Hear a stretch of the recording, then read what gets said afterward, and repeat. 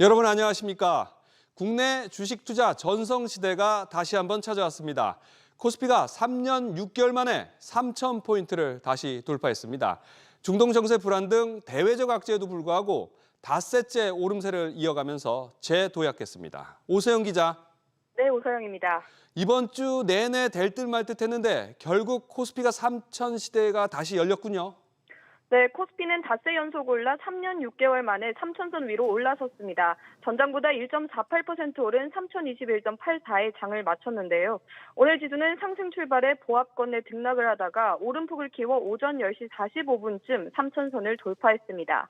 한국거래소에 따르면 지수가 장중 3,000위로 올라선 건 지난 2022년 1월 3월 이후 처음입니다.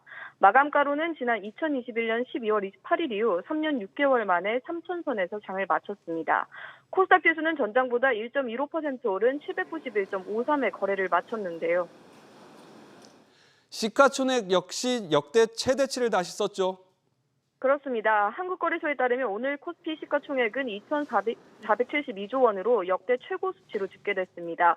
최초로 3천선을 돌파한 21년 1월 7일과 비교하면 시총은 385조 원 늘었고요. 여전히 상위 종목인 삼성전자와 SK하이닉스가 시총 종가를 주도하고 있습니다.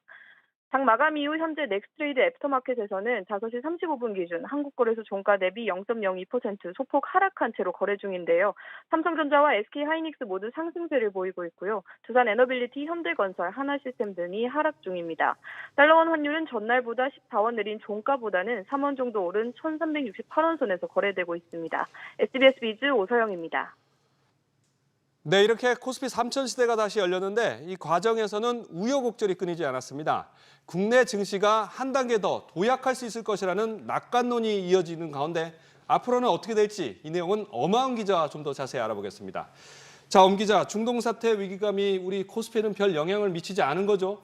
네, 그렇습니다. 중동 사태로 변동성이 커질 수 있다는 위기감에 미국과 유럽 등 글로벌 증시는 하락세를 면치 못했습니다. 하지만 코스피는 고공행진을 이어갔습니다. 이달 들어 지난 13일을 제외하고 모두 상승 마감했는데요. 다만 트럼프 미국 대통령이 이란에 대한 공격 여부를 2주 안에 결정할 것이란 소식이 전해지면서 중동 리스크에 대한 긴장감은 여전한 상황입니다. 방금 얘기한 대로 우리 증시는 글로벌 증시 중에서도 독보적이었는데 이렇게 우리 증시만 3,000포인트를 회복하게 된 배경은 뭔가요? 네, 새 정부의 경제 부양책에 대한 기대감이 컸습니다. 이재명 대통령은 당선 직후 주식 투자를 강조하며 부동산에 버금가는 대체 투자 수단으로 만들겠다고 공언하기도 했는데요.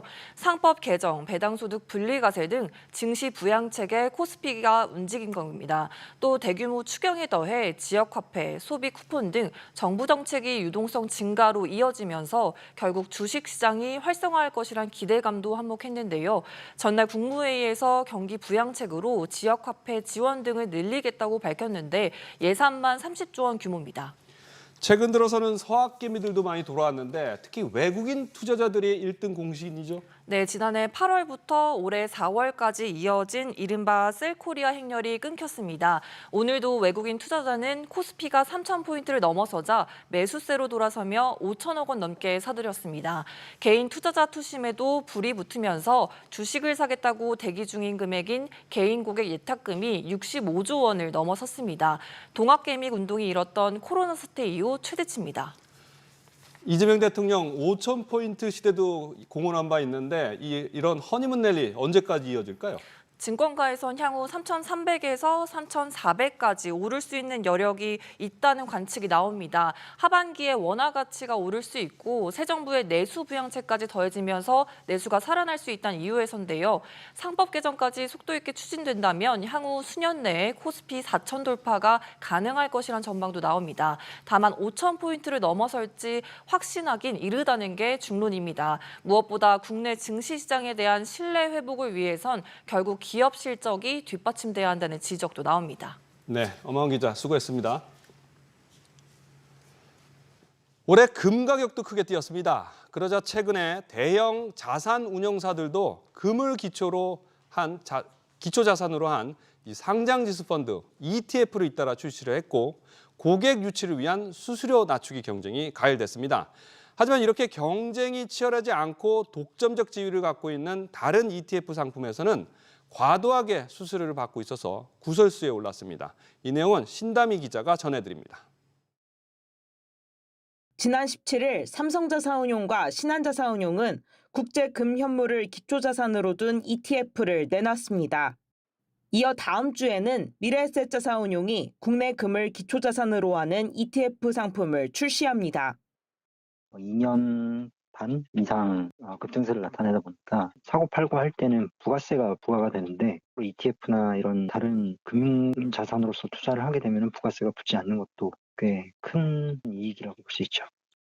세 상품 모두 기존 독점 구조를 유지하던 한국투자신탁운용의 에이스 금연물 ETF보다 낮은 수수료를 강점으로 내세웠습니다. 특히 동일한 기초자산을 둔 미래에셋은 업계 최저 수수료인 0.15%가 예정돼 있습니다.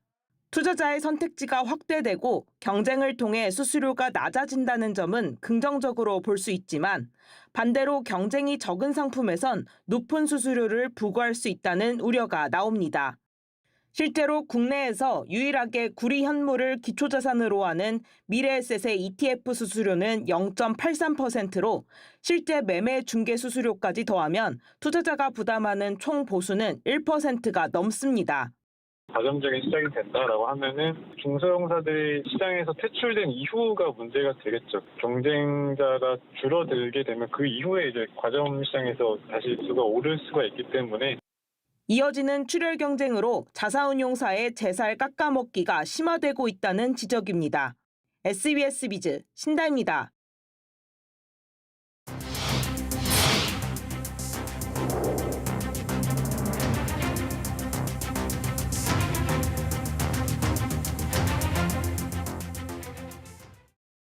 서울 집값 상승세가 이제는 서울 인근 수도권으로도 번지고 있습니다. 특히 강남과 맞닿아 있는 과천이나 평천 지역의 상승세가 심상치가 않습니다.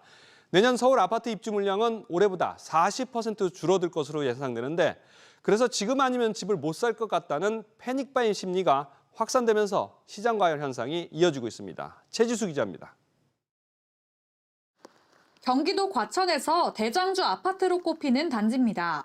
지난달 전용 84제곱미터가 25억 3천만 원에 팔리며 신고가를 경신했습니다. 직전 최고가보다 5천만 원 오른 건데 이 단지에서 국민평형이 25억 원을 돌파한 건 이번이 처음입니다. 4월부터 문의가 많아졌고요. 과천 집값이 들썩들썩하는 이유가 외부인들이 많고요. 재건축 이주 수요로 인한 높아진 전세가를 이용해서 갭 투자로 집을 사려는 젊은 사람들이 많아진 것 같습니다. 안양 평촌에선 일기 신도시 재건축 기대감에 입주 30년 차인 노후단지 전용 102제곱미터가 12억 9천만 원의 신고가가 나왔습니다. 이번 주 서울 아파트값은 6년 9개월 만에 최대 상승폭 기록을 갈아치웠습니다.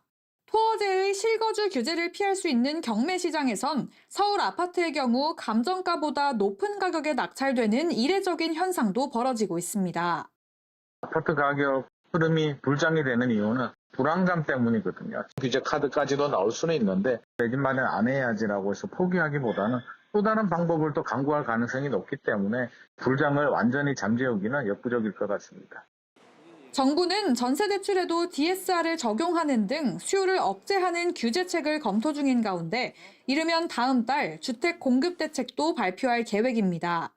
SBS 비즈 최지수입니다.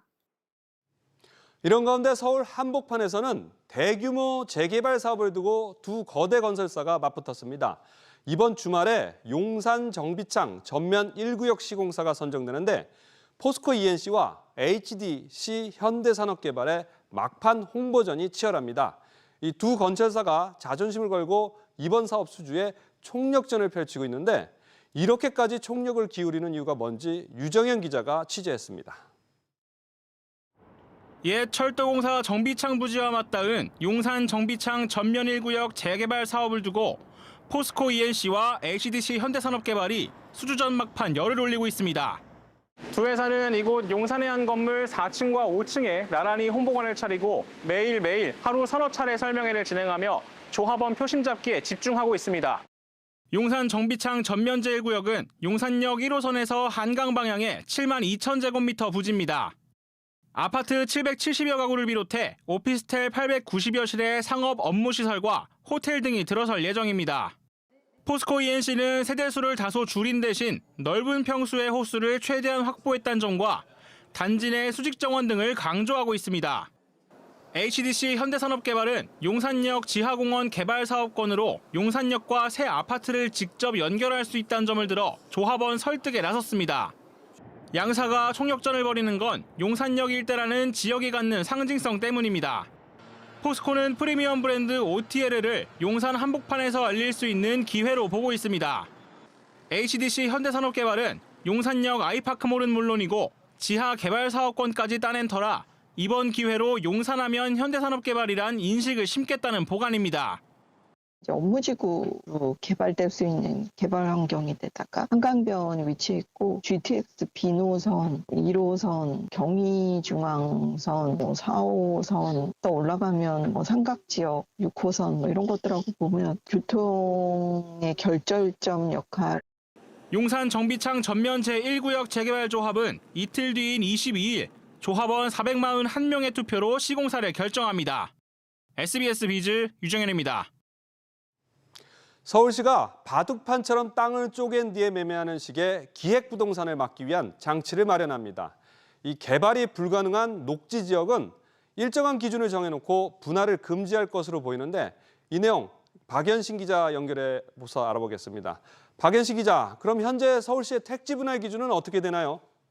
현재 서울시 내 녹지 지역에 대한 택지 분할 기준은 없는 상황입니다. 이에 서울시가 토지 분할에 대한 허가 기준을 마련할 예정인 것으로 확인됐는데요.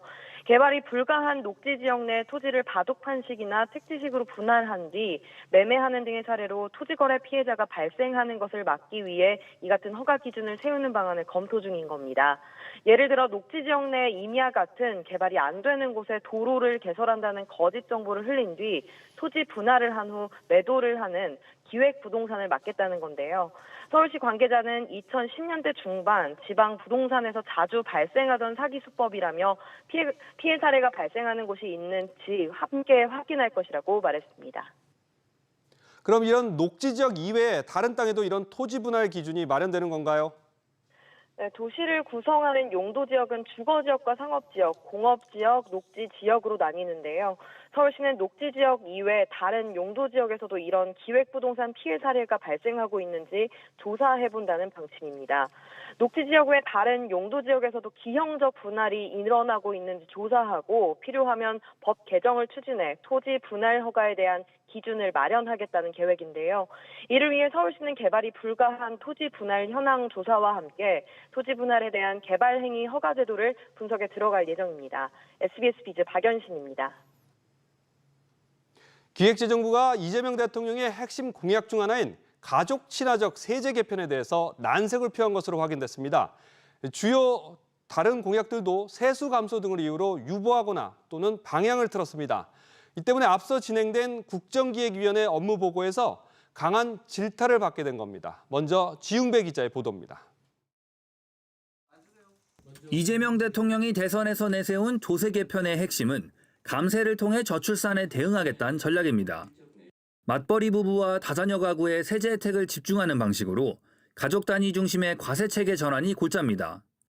SBS 비즈 취재 결과 기재부는 업무 보고에서 부부 단위 과세 표준 신설에 대해 중장기 검토를 언급하며 사실상 부정적인 입장을 밝혔습니다. 세수 감소와 형평성, 경제활동 저해 등이 이유였습니다. 자녀 세액공제 확대는 이미 2차례 조정됐다며 추후 검토로 미뤘고 자녀 수에 따라 신용카드 세액공제를 늘리겠다는 공약도 세수 감소를 이유로 다른 방식의 지원으로 대체하겠다는 입장을 밝혔습니다. 관심을 모았던 통신비 세액공제 신설에 대해선 기재부는 실익은 적고 세수 감소는 크다며 부정적 평가를 덧붙였고 대안을 마련해 포함하겠다는 원론적 입장만 담았습니다. 이재명 대통령의 1호 공약인 AI 3강 도약과 연계된 반도체 기업 복귀 지원 방안은 세제 혜택 대상을 전 산업으로 넓히며 공약의 초점이 흐려졌습니다. 핵심 공약마다 유보하거나 난색을 표한 겁니다. 이 같은 태도에 국정기획위원회는 강한 불쾌감을 드러냈습니다. 공약에 대한 이해도와 그 바탕으로 한 공약의 충실도 이 부분들이 사실상 굉장히 좀 떨어져 있는 것. 내용이 없고 구태의연한 과제들을 나열한 것에 불과했다. 국정기획위는 기재부를 비롯한 전 부처 업무 보고를 다시 받는 수준으로 진행할 것이라고 밝혔습니다. SBS 비즈 지웅배입니다. 이처럼 이재명 정부의 핵심 공약들에 대해서 기재부가 이 부정적 의견을 보인 배경에는 결국 이 돈을 어디서 메울 것이냐는 현실적 고민이 있기 때문입니다. 이 내용은 기재부가 업무 보고에서 대안으로 제시한 내용에서 확인해 볼 수 있는데 그 내용을 보면 다음 달 세법 개정안에 포함될 변화를 일부 예상할 수 있습니다. 정동진 기자. 네, 정동진입니다. 대선 과정에서 이슈가 됐던 생활 밀착형 공약들, 그럼 기재부는 어떻게 실행하겠다는 건가요? 네, 우선 기재부는 초등학생 자녀의 예체능 학원비와 체육시설 이용료를 교육비 세액공제 대상에 포함하는 방안을 업무 보고에 담았습니다. 다만 돌봄 필요성이 큰 초등 저학년에 대상을 한정하기로 했습니다. 사교육 조장과 고소득층 위주 혜택이란 점을 이유로 들었습니다. 같은 이유로 기존의 전체 학원비에 적용되던 미취학아동 세액공제는 예체능으로만 한정하기로 했습니다. 수학이나 영어 학원은 안 된다는 이야기입니다. 이 대통령은 공약집을 통해 월세 세액공제 소득 기준을 완화하고 대상주택 범위를 확대하겠다고 밝혔는데요. 기재부는 다자녀 가구에 대해 25평이 넘는 집도 월세 세액공제를 받을 수 있도록 제도 완화를 추진하겠다고 밝혔습니다. 다만 소득 기준 완화 내용은 빠졌습니다. 관심을 모은 헬스장뿐 아니라 수강료 전반에 세대 혜택을 주겠다는 공약의 경우 기재부는 수강료 확대는 중장기 검토로 미뤘습니다. 특정 업종만 혜택을 줄 경우 형평성 논란과 유사 요구가 잇따를 수 있다는 점을 이유로 들었습니다. 한편 기재부는 이 대통령이 구상한 K컬처 산업에 대한 세제 혜택의 경우 웹툰 제작 세액 공제를 신설하기로 했습니다. SBS 비즈 정동진입니다. 지난해 13개 공공기관이 낙제점 수준인 미흡 이하의 평가를 받았습니다. 특히 2차례 연속 낮은 평가를 받은 주택도시보증공사 허그 사장은 해임 대상이 됐습니다. 취재기자 연결해 보겠습니다. 이한나 기자, 일단 이 허그는 왜 이렇게 낮은 평가를 받게 됐나요? 네, 기획재정부의 2024년 공공기관 경영실적평가에서 2년 연속 D등급인 미흡을 받은 유병태 주택도시보증공사 허그 사장에 대해 정부의 해임 건의가 이뤄지게 됐습니다. 경영평가에 따른 해임 건의 대상은 종합등급이 2년 연속 D등급을 받은 기관 또는 2등급을 받은 기관 중 기관장이 일정 재임기간 요건을 충족한 경우에 해당됩니다. 허그는 전자에 해당하는 건데요. 기재부는 허그가 경영관리 부분에서 윤리경영, 일자리 창출, 중장기 재무계획 수립 등이 미흡했고 주요 사업관리 부문에서도 전세사기 대응 부실, 보증사고 리스크관리 미비 등이 평가단으로부터 지적됐다고 밝혔습니다. 허그뿐만 아니라 나머지 공공기관들 중에서도 낙제점이 많았죠. 네, 그렇습니다. 이번 공공기관 경영평가 대상은 2023년도와 동일한 87개였는데요. 한국광해광업공단, 한국관광공사, 주식회사 SR, 제주국제자유도시개발센터 등 13개 기관이 D등급 또는 가장 낮은 2등급의 성적표를 받았습니다. 정부는 이 기관들의 경상경비 삭감검토, 경영개선계획 제출 요구, 경영컨설팅 시행 등의 조치를 취할 계획입니다. 전체 평가 결과 최우수 등급인 S를 받은 기관은 한 곳도 없었고요. 한국전력공사, 한국수력원자력, 한국남동발전, 한국남부발전 등 15개 기관이 2년 연속 우수 등급인 A를 받았습니다. SBS 비즈 이한나입니다. 삼성전자가 다음 달 신형 폴더블폰 갤럭시 Z 폴드 7을 출시합니다. 중국 업체와 얇은 폰 두께 경쟁에서 실력 차를 보여주겠다는 전략입니다. 특히 해킹 사태 이후에 신규 영업 재개를 준비 중인 SK텔레콤이 이번에는 공격적인 보조금을 내세울 것으로 예상되면서 소비자들의 관심도 높아지고 있습니다. 조슬기 기자의 보도입니다. 삼성전자가 최근 공개한 갤럭시 Z 폴드 7 티저 영상입니다. 전작보다 확연히 얇아진 스마트폰 두께가 눈길을 끕니다. 펼쳤을 때 기준으로 전작 갤럭시 Z 폴드 6나 Z 폴드 스페셜 에디션보다 얇은 3.9mm에 불과하다는 IT 팁스터 영상도 공개됐습니다. 다음 달 출시를 앞두고 실물을 미리 접한 이용자들도 얇은 두께에 감탄합니다. 대박이다. 진짜 얇아요. 일반 핸드폰이랑 똑같은 것 같아요. 접었을 때도. Really slim, like what's off my finger? I might have to switch. 현재 4mm 초중반 두께인 중국 오포의 파인드 N5나 아너의 매직 V3보다도 얇게 나올 거란 전망도 나옵니다. 삼성전자는 다음 달 초 미국 뉴욕에서 갤럭시 언팩 행사를 열고 갤럭시 Z 폴드 7과 플립 7 모델을 공개합니다. 슬림한 디자인과 울트라급 성능을 전면에 내세운 만큼 중국산 공세에 밀려 30%대로 떨어진 폴더블폰 시장 점유율을 끌어올리기 위해선 갤럭시 Z 시리즈 흥행은 필수입니다. 유심 해킹 사태 이후 영업 재개를 앞둔 SK텔레콤 등 통신사들의 역대급 단말기 보조금 지원이 예상되는 만큼 흥행에도 도움이 될 것으로 보입니다. 중국 업체인 샤오미와 아너는 삼성전자 갤럭시 언팩 행사에 앞서 이달 말과 다음 달 초에 각각 신형 폴더블 폰을 내놓을 예정입니다. SBS 비즈 조슬기입니다. 그런가 하면 유통업계에서는 소액 주주들 모시기가 한창입니다. 단 한 주만 가진 주주에게도 자사 제품을 선물로 주거나 할인 혜택을 주는 등 주주 우대 정책이 확산되고 있습니다. 이 내용은 신채연 기자가 전해드립니다. 송재영 씨는 최근 한 화장품 회사 주식 한 주를 샀더니 선크림과 미스트 등이 담긴 선물 택배를 받았습니다. 한 달 전에 상장하자마자 바로 한 주만. 한 주가 6만 원대인데 상품 혜택을 보니까 8만 원대더라고요. 주주로서 확실히 우대를 받는 느낌이 강하고요. 승무원 미스트로 입소문을 탄 달바 글로벌은 지난달 코스피에 입성하면서 업계 처음으로 주주 우대몰을 만들었습니다.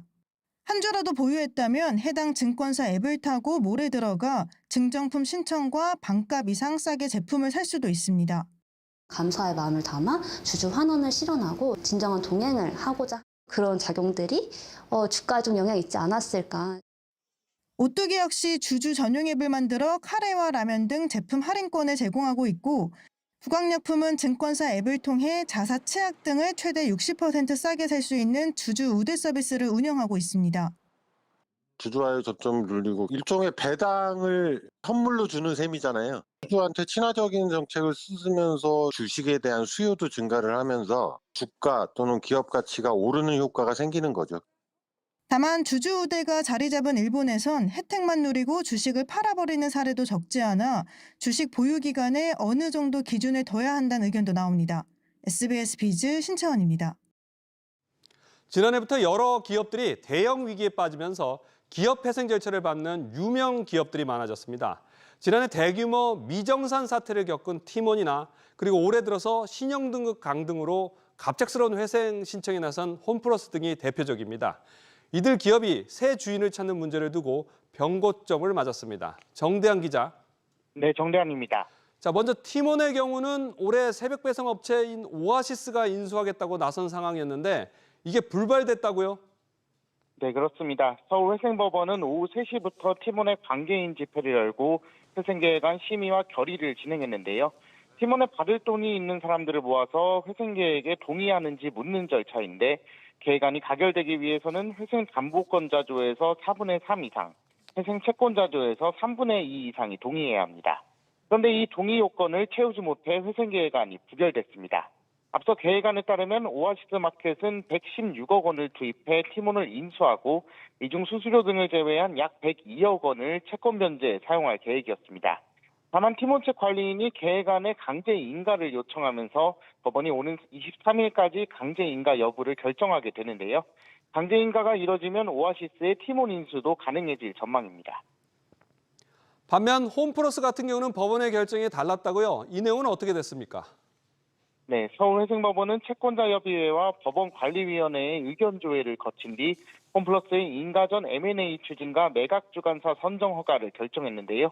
홈플러스는 지난 18일 임직원의 고용보장 및 협력업체의 영업보호, 채권자들의 채권 변제를 위해 외부 자금 유입을 추진하겠다며 법원에 M&A 추진을 신청한 바 있습니다. M&A는 매각 공고 전에 조건부 인수 계약을 체결한 뒤 공개 입찰로 더 좋은 인수 희망자를 찾는 스토킹 호스트 방식으로 추진되는데요. 최종 인수자 선정까지는 약 2-3달 소요될 것으로 전망됩니다. SBS 비즈 정단입니다. 우리나라가 지난해 미국과의 교역에서 1,000억 달러가 넘는 역대 최대 규모의 흑자를 냈습니다. 다음 주에 미국과의 관세 협상에서 우리나라에 불리해질 수도 있는 대목인데 이미 올해 하반기부터는 관세 영향이 더 강해지면서 이 흑자 규모는 줄어들 전망입니다. 신성우 기자, 지난해 대미 흑자 규모 얼마였습니까? 네, 지난해 대미 경상 흑자는 1,182억 달러로 전년 대비 약 300억 달러 늘어나며 역대 최대를 기록했습니다. 2021년부터 4년 연속으로 역대 최대 기록을 새로 쓰고 있는데요. 반도체, 컴퓨터, 자동차 등 주요 품목들의 수출 호조세가 이어지면서 상품 수지 흑자 폭이 확대된 영향입니다. 미국이 대미 무역 흑자국들을 예의주시하고 있는 만큼 역대 최대 수준의 대미 경상 흑자는 걸림돌로 작용할 수 있는데요. 다음 달 9일 상호관세 유예 종료를 앞두고 관세 협상을 벌이는 과정에서 통상 압력이 더욱 거세질 수 있습니다. 한편 미국과 달리 지난해 대중 경상 수지는 290억 달러 적자를 기록했는데요. 3년 연속 적자입니다. 올해는 관세 여파에 경상수지 타격이 더 예상이 되고 있죠. 네, 그렇습니다. 이미 지난달 대미 수출이 전년 대비 약 8% 줄었고요. 특히 대미 주요 수출 품목 중 하나인 자동차 수출은 20% 넘게 급감했습니다. 이렇게 관세 정책의 영향이 조금씩 나타나고 있는 가운데 하반기에는 그 영향이 더 클 것으로 예상되는데요. 한국은행은 지난해보다 올해 대미 경상 흑자 규모가 더 줄어들 것이고 내년에도 축소될 것이라고 내다봤습니다. 대미 경상 흑자가 우리 경상 수지에 큰 비중을 차지하고 있어 관세 협상의 진전이 없을 경우 우리 경제가 큰 타격을 입을 전망입니다. SBS 비즈 신성호입니다.